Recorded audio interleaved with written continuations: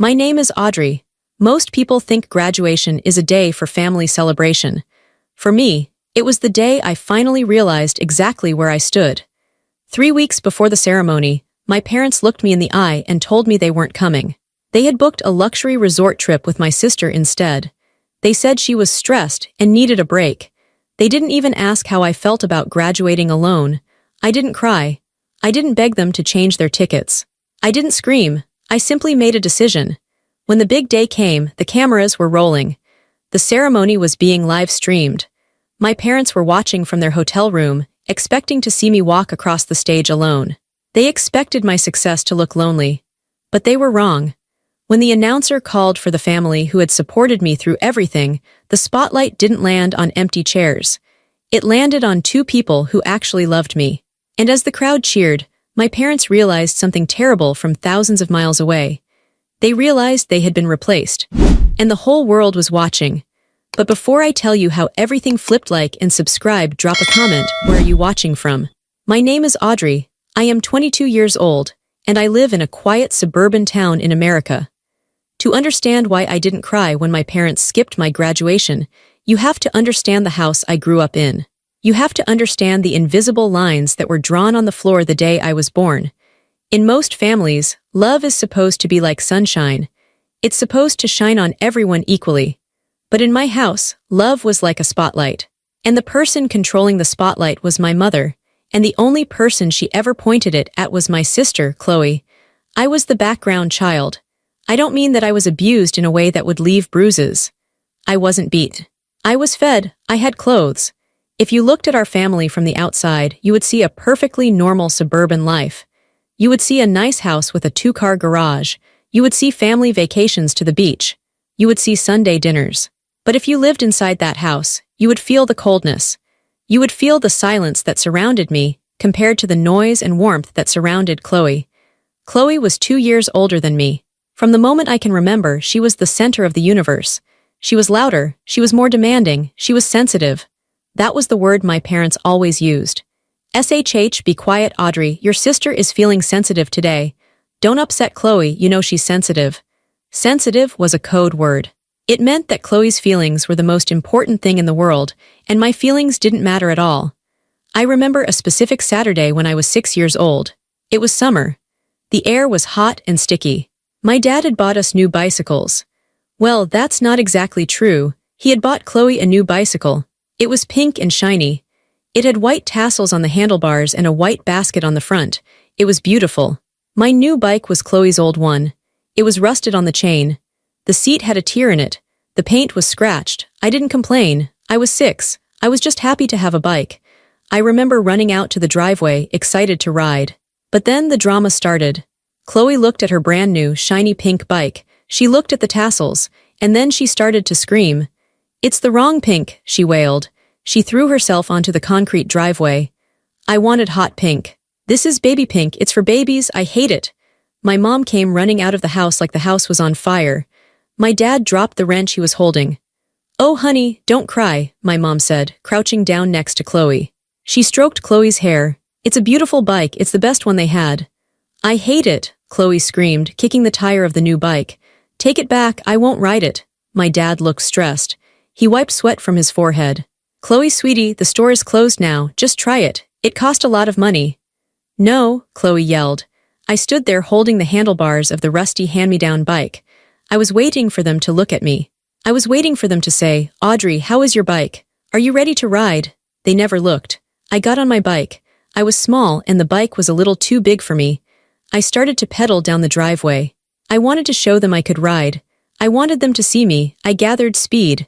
I turned the handlebars, but the front wheel was loose. The bike wobbled. I lost my balance. Crash. I fell hard onto the concrete. The metal pedal scraped all the way down my shin. It ripped my skin. Blood started to well up immediately. It hurt. It hurt so bad that the air left my lungs. I started to cry. "Mom, Dad," my mom turned her head. She looked at me sitting on the ground with blood on my leg. But she didn't run to me. She didn't look scared for me. She looked annoyed. "Audrey, please," she snapped. "Can't you see we are dealing with a crisis here? Your sister is hysterical. Stop making noise." "But I'm bleeding," I sobbed. "Go inside and put a Band-Aid on it," my dad said, his voice impatient. "Don't be a baby, Chloe is really upset right now." I stopped crying. Not because it stopped hurting, but because I was shocked. My sister was crying because she didn't like the color of a brand new gift. I was crying because I was bleeding, and they chose to comfort her. I picked myself up off the ground. I limped into the house. I found the bathroom. I washed the blood off my leg with cold water. It stung. I found a Band-Aid and put it on. I sat on the edge of the bathtub and looked at my reflection in the mirror. I was 6 years old, but I looked older. I looked tired. That was the day I learned the rule: pain doesn't matter, only volume matters, and Chloe is always louder. This pattern repeated itself every single year. When Christmas came, the tree would be full of presents, but the distribution was always uneven. Chloe would get the big-ticket items, the gaming consoles, the designer clothes, the jewelry. I would get socks. I would get school supplies. One year I got a calculator. "You're the smart one," my dad said with a shrug when I opened it. "We thought you'd use it." Chloe opened a box with a new leather jacket. She frowned. "I wanted the black one." "This is dark brown." "We can exchange it, honey," Mom said quickly. "We'll go tomorrow." I looked at my calculator. I didn't say anything. I just put it in my pile of socks and notebooks. The hierarchy was physical too. At the dinner table, Chloe sat next to Mom. I sat on the end, near the kitchen door. It was my job to get up and get the salt if someone needed it. It was my job to refill the water pitcher. "Audrey, grab the butter," Dad would say, not even looking up from his plate. "Audrey, we need napkins," Mom would say while listening to Chloe tell a long, boring story about her day. I was the waitress. Chloe was the customer. My parents were the managers who made sure the customer was happy. I tried to get their attention in other ways. I tried to be funny. I tried to tell jokes. One night, when I was 10, I came to the dinner table with a joke I had heard at school. I was excited to tell it. "Hey Dad," I said. "Knock knock." "Not now, Audrey," Mom cut in. "Chloe is telling us about the girl who was mean to her in gym class." "But it's really funny," I said. "Audrey, don't be rude," Dad said sharply. "Let your sister speak, she had a hard day." I looked at Chloe. She was smirking. She wasn't sad. She was enjoying the audience. She knew she had the power. She knew she could suck all the air out of the room and leave none for me. So I stopped telling jokes. I stopped trying to be funny. I became quiet. I became the girl who sat at the end of the table and ate her peas in silence. I spent a lot of time in my room. My room was my sanctuary.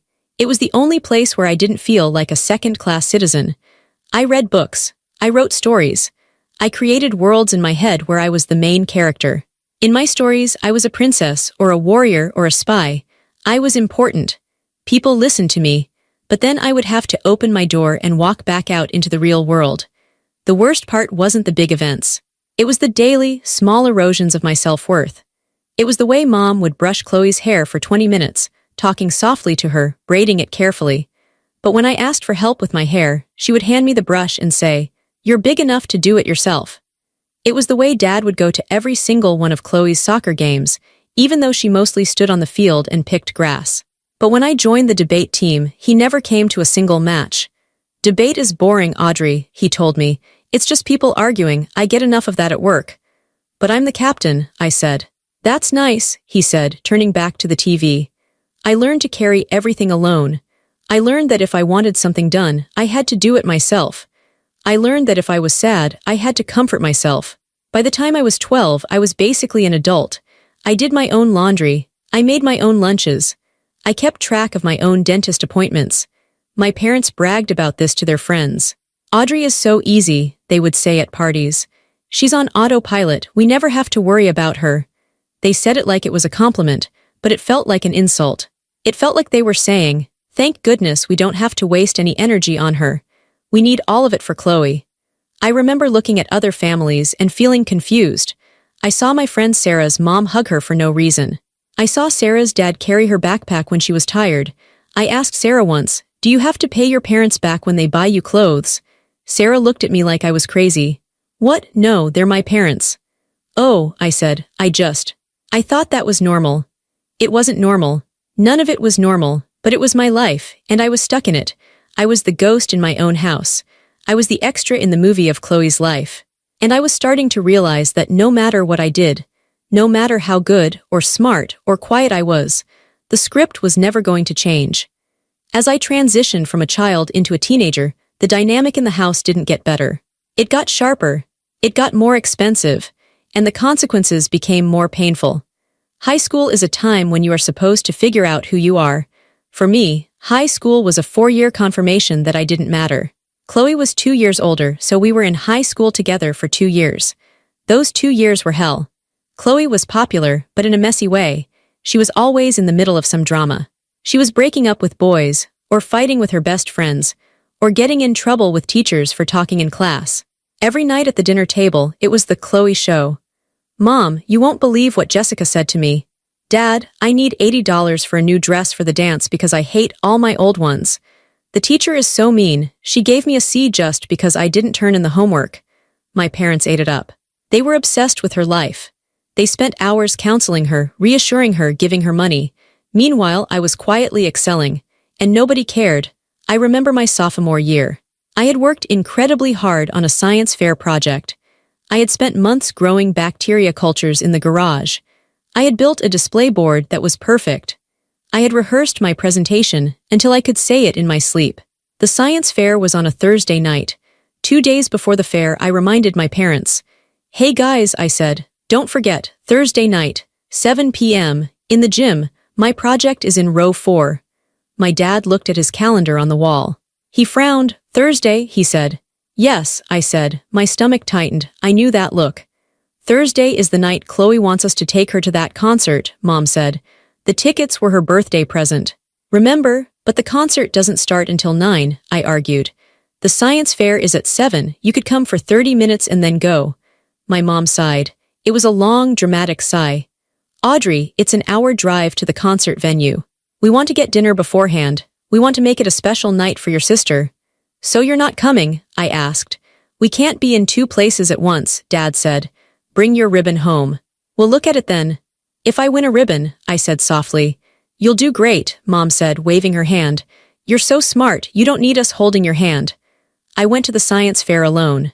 I stood by my display board for 3 hours. Judges came by and asked me questions. I answered them perfectly. I smiled. I pointed to my graphs. But every time I looked up, I saw other kids with their parents. I saw dads pointing proudly at their kids' projects. I saw moms taking videos. I stood there in my blazer, feeling like a fool. At the end of the night, they announced the winners. First place, Audrey Miller. I walked up to the stage. The principal shook my hand. He handed me a blue rosette ribbon and a certificate. "Where are your folks?" the principal asked me kindly, looking out at the crowd.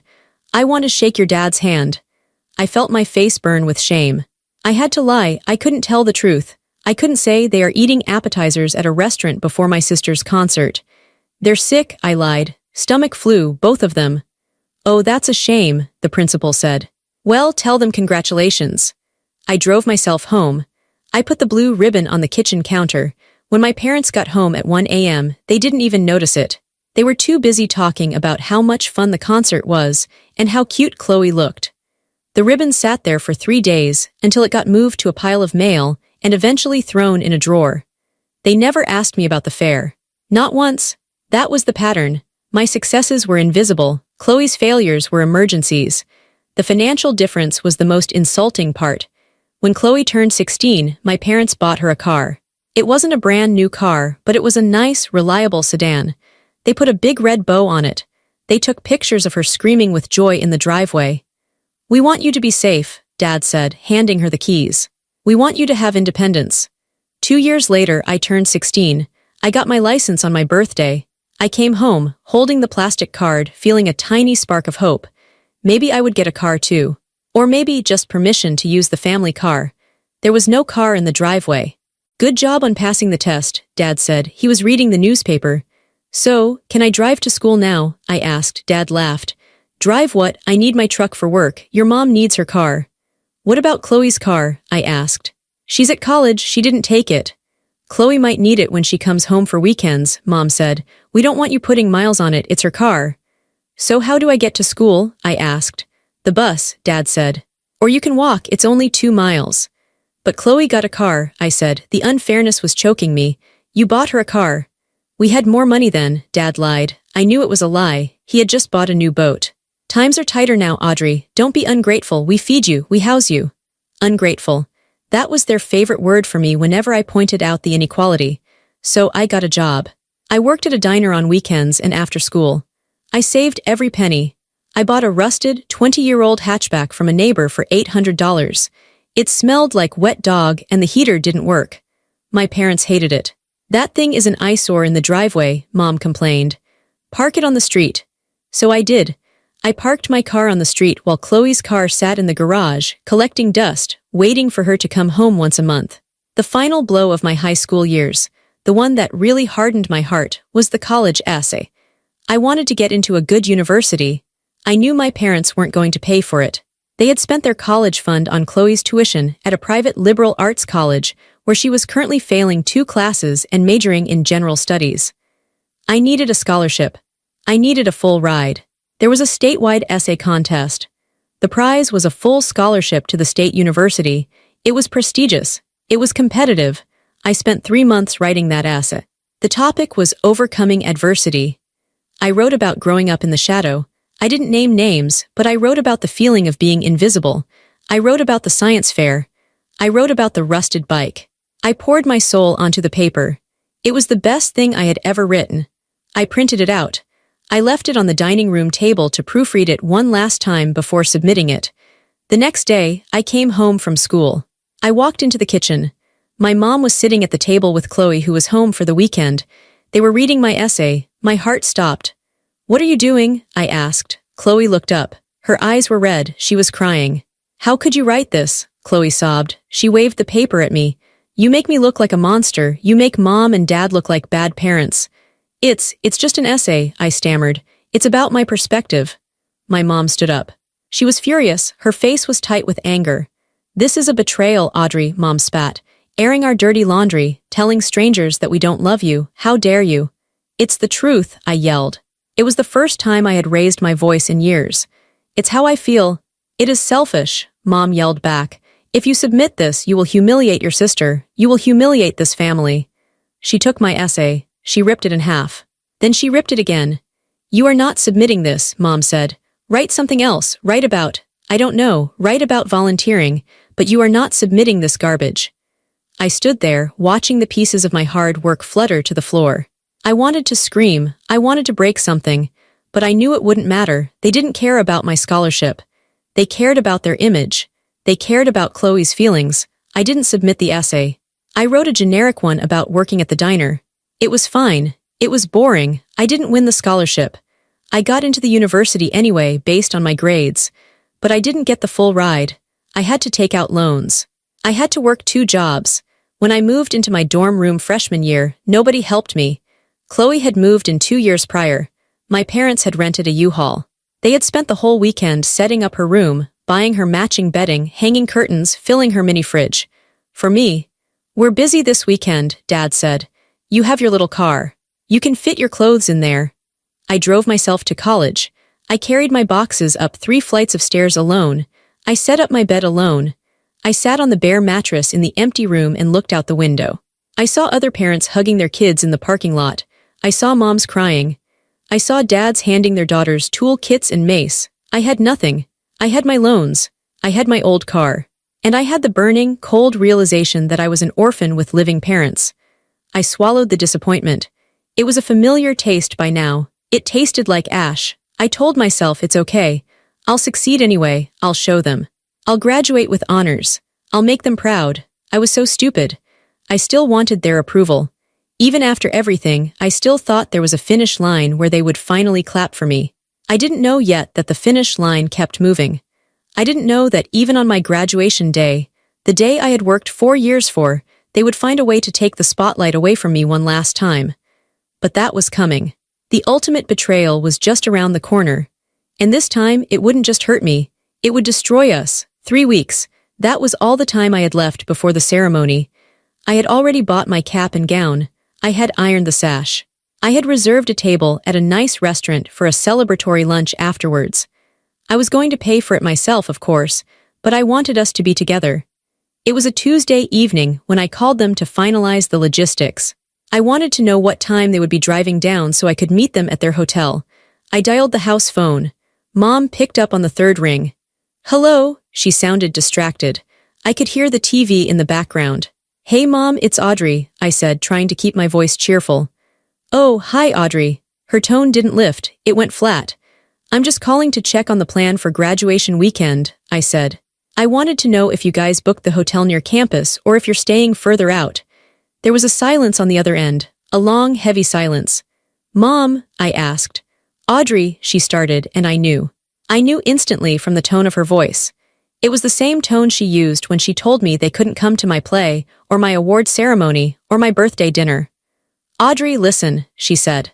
"We've been talking." "Talking about what?" My hand tightened around my phone. "Your sister. She's been having a really hard time lately," Mom said. "Her job is stressful and she's just feeling very down. She's been depressed, Audrey." "Okay," I said slowly. "I'm sorry she's sad, but what does that have to do with my graduation?" "Well," Mom sighed, "we decided that what the family really needs right now is a reset, a break. So Dad and I booked a trip to a resort in Mexico for the three of us, for me, Dad, and Chloe." The world seemed to stop spinning. "You booked a trip?" I repeated. "When?" "The flight is next Thursday," she said. "But that's graduation weekend," I said. My voice sounded small, like I was 7 years old again. "Mom, that's the weekend I graduate." I know," she said quickly, dismissively.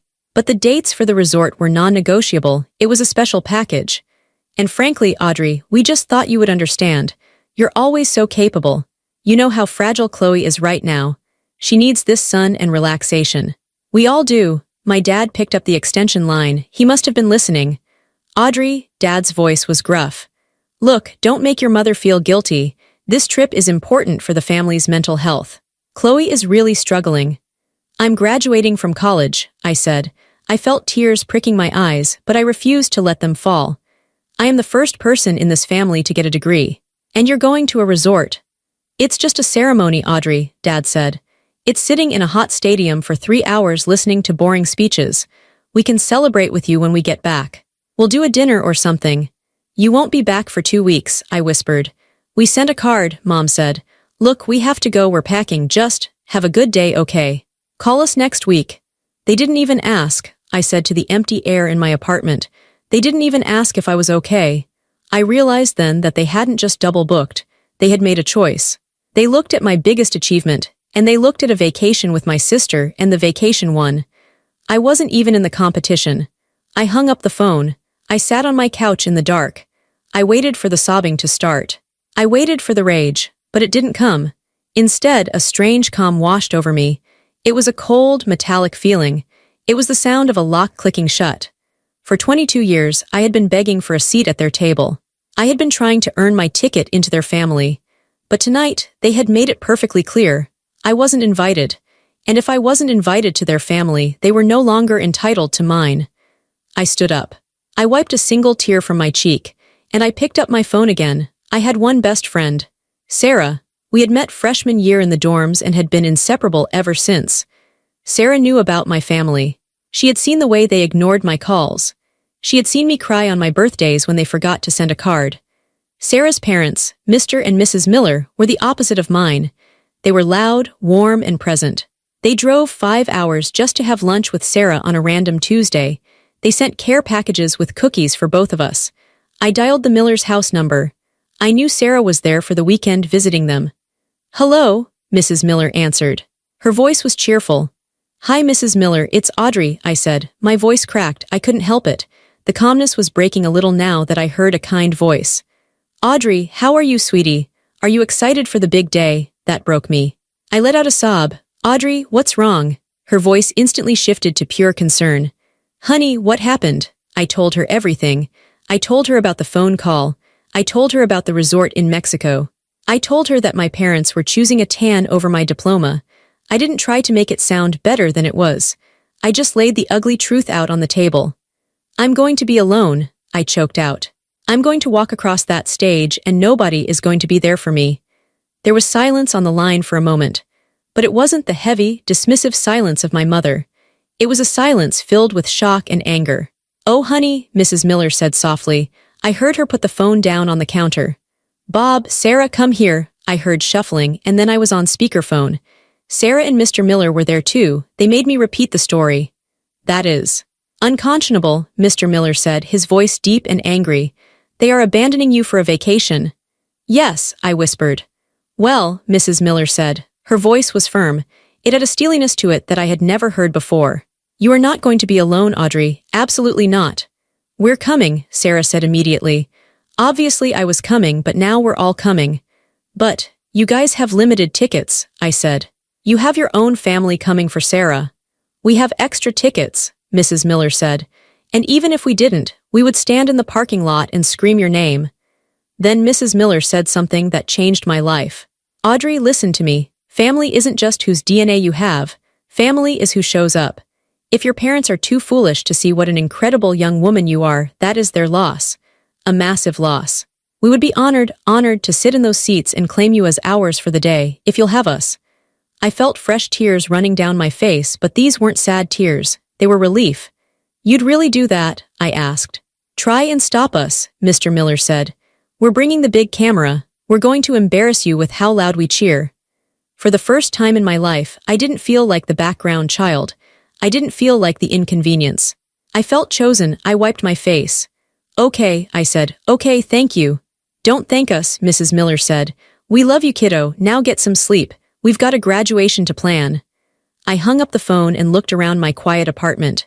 The pain of my parents' betrayal was still there, like a bruise, but something stronger was growing over it. My parents had made their move. They thought they could discard me and I would just quietly accept it.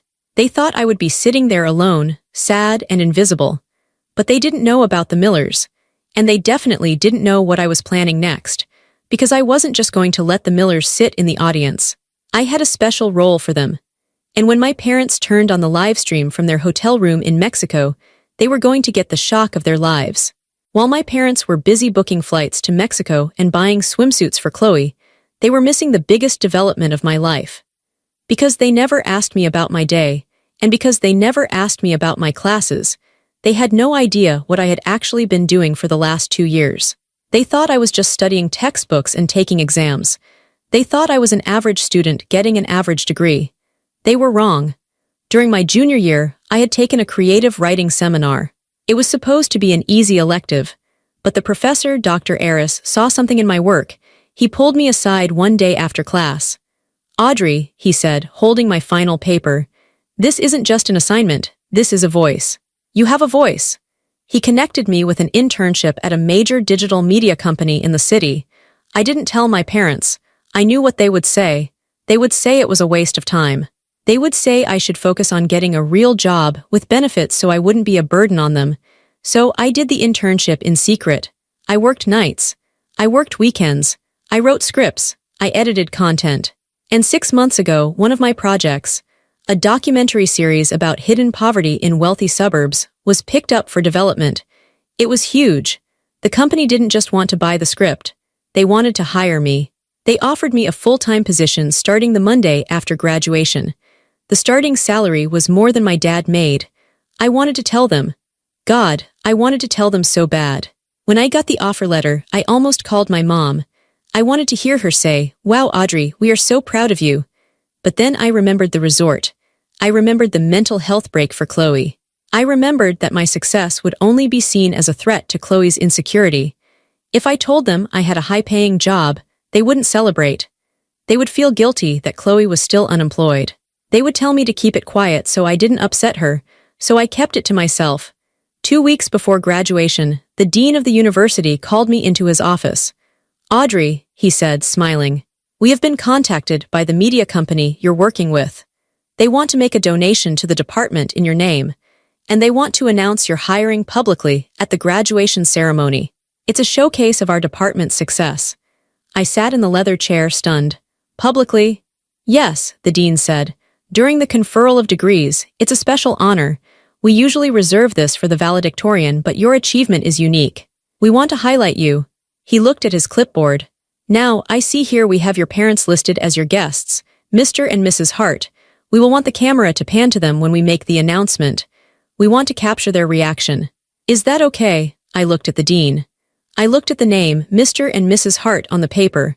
I thought about the empty seats. I thought about them drinking margaritas in Cabo while I walked across the stage. I thought about how they had already left. They were gone. They had chosen. "Actually, Dean," I said, my voice steady, there's a change in the guest list." "Oh," he asked, clicking his pen. "My parents couldn't make it," I said. "They have prior commitments." The dean looked shocked. "For their daughter's graduation?" "Yes," I said, "but I do have family coming, real family." I took the pen from his hand. I crossed out my parents' names, and in clear block letters I wrote, "Mr. Robert Miller and Mrs. Susan Miller. These are the people who supported me," I said. "These are the people I want the camera to find." The dean smiled softly. "Understood, Audrey. We will make sure they get the VIP seating." I walked out of that office feeling lighter than I had ever felt in my life. My parents thought they were punishing me by not showing up. They thought they were teaching me a lesson about my place in the hierarchy, but they didn't know I had rewritten the script. They didn't know that by leaving me, they had given me the stage. Graduation morning was hot. It was one of those humid, sticky days where the air feels heavy. I woke up in my apartment alone.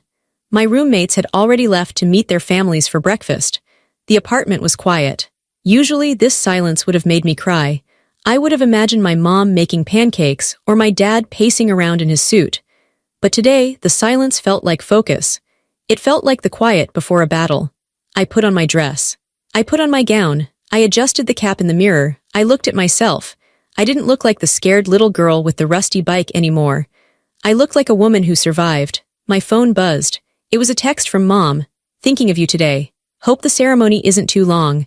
We are having a great time. The beach is beautiful.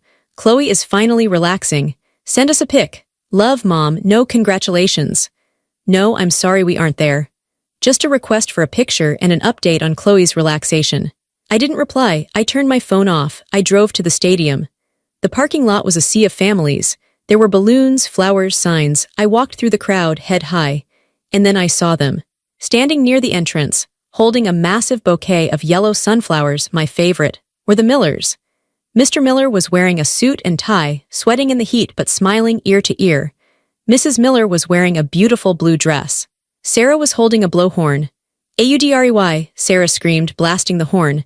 Mrs. Miller ran over and hugged me so hard I almost lost my breath. "Look at you," she said, tearing up. "You look beautiful, honey. You look so smart." "We got front row," Mr. Miller said, winking. "VIP section. Apparently you're a VIP." "Something like that," I smiled. We went inside. The stadium was packed with 5,000 people. I took my seat with the graduates on the floor. The Millers were escorted to the special family section near the stage. I sat there for 2 hours listening to speeches. I watched hundreds of names get called. I watched students wave to their parents. Finally, it was my turn. The dean walked up to the podium. The room went quiet. "Before we continue," the dean said, his voice booming over the speakers, "we have a special recognition. A student who has not only excelled academically, but has already secured a lead position at Global Media Studios based on her groundbreaking documentary work." A murmur went through the crowd. That was a big deal. "Please welcome," the dean said, "Audrey Hart." I stood up. My legs were shaking, but I forced myself to walk. I walked up the stairs. The lights were blinding. I walked to the center of the stage. The dean handed me my diploma. Then he leaned into the microphone. "We know that success doesn't happen in a vacuum," the dean said. "It takes a village. It takes a family who believes in you. Audrey has asked us to specially recognize the parents who supported her through late nights, financial struggles, and hard work." I looked at the camera. I knew it was live streaming. I knew the link had been sent to all the families. I knew my parents were probably half watching it in their hotel room while getting ready for dinner. "Will the family of Audrey Hart please stand?" the dean said. The giant screen behind me switched from my face to the audience. The camera zoomed in. It didn't show empty seats. It showed Mr. and Mrs. Miller. They stood up. Mrs. Miller was crying openly now, clutching the sunflowers. Mr. Miller was clapping his hands high in the air, beaming with pride. Sarah was jumping up and down. The caption on the giant screen and on the live stream read, "Audrey's parents, Robert and Susan Miller." The crowd erupted. The applause was deafening. It was a wave of noise that washed over me. I looked at the Millers. I looked at the camera. And I smiled. A real, genuine smile. I knew in that exact second that somewhere in Mexico, a phone had just dropped to the floor. The aftermath was instant. We went to lunch at a steakhouse. The Millers paid for everything. We toasted with champagne. I felt like I was floating, but while we were eating, the internet was working. Sarah checked her phone halfway through the meal. Her eyes went wide. "Audrey," she said. "Oh my God, look." She turned the screen to me. Someone had clipped the video of the ceremony, the part where the dean talks about supportive family and then cuts to the Millers. But the caption on the video wasn't about my job. The caption read, "When your real parents skip your graduation for a vacation, but your best friend's parents step up. Number found family, number justice, number bad parents." It had 200,000 views, and it was climbing. The comments were brutal. Who leaves their kid on graduation day? Those people in the crowd look so proud. I thought they were her real parents until I read the caption. Imagine missing this moment. The parents are trash. I'm crying, the way the mom is looking at her. My phone, which I had turned back on, started to vibrate. 1 missed call, Mom, 2 missed calls, Dad, 3 missed calls. Chloe. Then a text from Chloe. WTF Audrey. Why are people tagging me in this video? Why are the Millers listed as your parents? Then a text from Mom, answering your phone now. This is humiliating. People are calling us. I put my phone face down on the table. Is everything okay? Mrs. Miller asked, touching my hand. Better than okay, I said. They're watching. By the time we finished dessert, the video had hit 1 million views. A local news station had shared it. It was a feel-good story about community support, but everyone in our small town knew the subtext. Everyone knew the hearts were in Mexico. My parents were being roasted alive in the court of public opinion. People who knew them, neighbors, church members, coworkers were commenting, "Wait, isn't that the Hart's daughter? Where's Stan and Linda?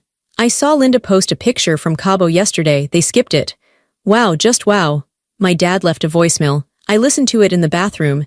His voice sounded panicked. "Audrey, pick up, this is a misunderstanding. You need to post something clarifying that we are away for a family emergency. People are saying terrible things on your mother's Facebook.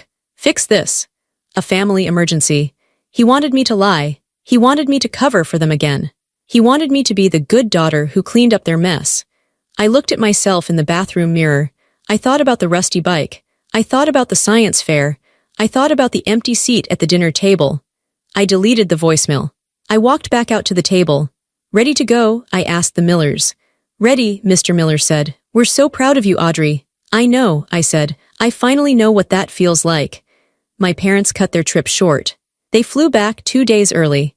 I guess it's hard to relax on the beach when your entire social circle is calling you a deadbeat parent. I was at my apartment, packing up my things to move to the city for my new job. I heard a car door slam outside, then heavy footsteps on the stairs, then banging on my door. "Audrey, open this door." It was my dad. I opened the door. They were standing there, Mom, Dad, and Chloe. They looked sunburnt and furious. They pushed past me into the living room. "Do you have any idea what you've done?" Mom screamed. She wasn't asking how I was. She was shaking a printed screenshot of the viral video at me. "I can't even go to the grocery store." Mrs. Gable commented on my post asking if I enjoyed abandoning my child. "It's a PR nightmare." "You made us look like monsters," Chloe chimed in. She was scrolling on her phone. Someone found my Instagram and commented, "Selfish sister. You need to delete your account, Audrey." I stood by the kitchen island. I didn't offer them water. I didn't offer them a seat. "I didn't post the video," I said calmly. "Strangers did." "But you set it up," Dad yelled. His face was red. "You gave the dean the Millers' names. You erased us." "You erased yourselves," I said. My voice was quiet, but it cut through their shouting. "You booked the trip, Dad. You chose the resort. You told me to my face that you had other plans." "We are your parents," Mom cried. Tears started running down her face, the weaponized tears she always used to get her way. "We raised you, we fed you. And you give the credit to Susan Miller. That woman is a stranger." "She was there," I said. "She was sitting in the chair you left empty." "It was one weekend," Mom sobbed. "We have been there for 22 years. "No," I said. "You haven't." The room went silent. "You weren't there for the science fair," I said, counting on my fingers. "You weren't there for the debate finals. You weren't there when I broke my arm when I was 12 and drove myself to the urgent care because you were watching Chloe's recital. You have never been there." "That is not true," Dad sputtered. "You're exaggerating, you're being dramatic." "I'm done," I said. "I'm done being the background character in Chloe's life." "So what? You're just going to cut us off," Chloe scoffed. "Good luck paying for your apartment without Dad's help." I laughed. It was a dry, humorless laugh. "I don't need Dad's help," I said. "I have a job, a career, the one the dean announced on stage." The one you would have known about if you had asked me a single question about my life in the last 6 months. They looked confused. They didn't even know what job I was talking about. I'm moving tomorrow, I said. I'm paying for it myself. I'm handling it myself, just like I always have. Audrey, please, Mom changed her tone. She saw that her anger wasn't working, so she switched to guilt. We're a family. Families forgive. We made a mistake. We'll make it up to you. We can have a big dinner tonight. Just post something online saying it was a misunderstanding. Please, for the family. She reached out to touch my arm. I took a step back. No, I said. What do you mean no? Dad demanded. No dinner, no post, no forgiveness, not this time. I walked to the door and opened it. You should go, I have packing to do. You're making a mistake, Dad warned. If you walk away now, don't expect us to be there when you fail. I don't expect you to be there at all, I said. That's the point. They stared at me. For the first time, they looked small. They looked like people who had lost something valuable and didn't know how to get it back. They walked out. I closed the door, I locked the deadbolt. And then I went back to packing. It has been 5 years since that day. I live in the city now. I'm a senior producer at the media company. I have a beautiful apartment with big windows and plants that I actually remember to water. My relationship with my parents is polite. That's the best word for it. We talk on Christmas. We talk on birthdays. It's a 10-minute call. We talk about the weather. We talk about traffic. We don't talk about my life, and I don't listen to their drama about Chloe. Chloe is still living in their basement. She's on her 5th career path. My parents are still rescuing her, still paying her bills, still exhausting themselves trying to make her happy. They look 10 years older than they are. They tried, for a while, to get back in. When I won an Emmy for my documentary work last year, they sent flowers. They posted about it on Facebook. So proud of our daughter. I didn't comment. I didn't like the post. I just let it sit there. I realized that they don't miss me. They miss the prop. They miss the easy child who made them look good without requiring any effort. But I don't need them to look good anymore. I spent Thanksgiving with the Millers this year. We cooked a huge turkey. We played board games. We laughed until our sides hurt. At the dinner table, Mr. Miller raised a glass. To Audrey, he said, we are so lucky to have you in our lives. To family, I said, clinking my glass against his. I looked around the table. I saw Sarah, my best friend. I saw her husband. I saw her parents, who treat me like their own daughter. I realized that I wasn't a victim anymore. I wasn't the girl with the rusty bike. I wasn't the invisible student. I was the author of my own story. I learned a hard lesson that day on the graduation stage, but it was the most important lesson of my life. You cannot force people to love you. You cannot earn your way into someone's heart if they don't have room for you. You can scream and beg and be perfect, and it won't change a thing. But the good news, the really good news, you can choose. You can walk away from the people who hurt you. You can find the people who see you. You can find the people who will drive 5 hours to sit in a hot stadium just to cheer for your name. I still have the photo from graduation day, the one of me and the Millers smiling with the sunflowers. I keep it on my desk. It reminds me that blood makes you related. But loyalty, love, showing up when it matters, that makes you family. And for the first time in my life, I have plenty of it. If you are watching this and you are the background child, if you are the one who is always overlooked, always quiet, always waiting for your turn, stop waiting. Stop trying to buy a ticket to a show that doesn't want you.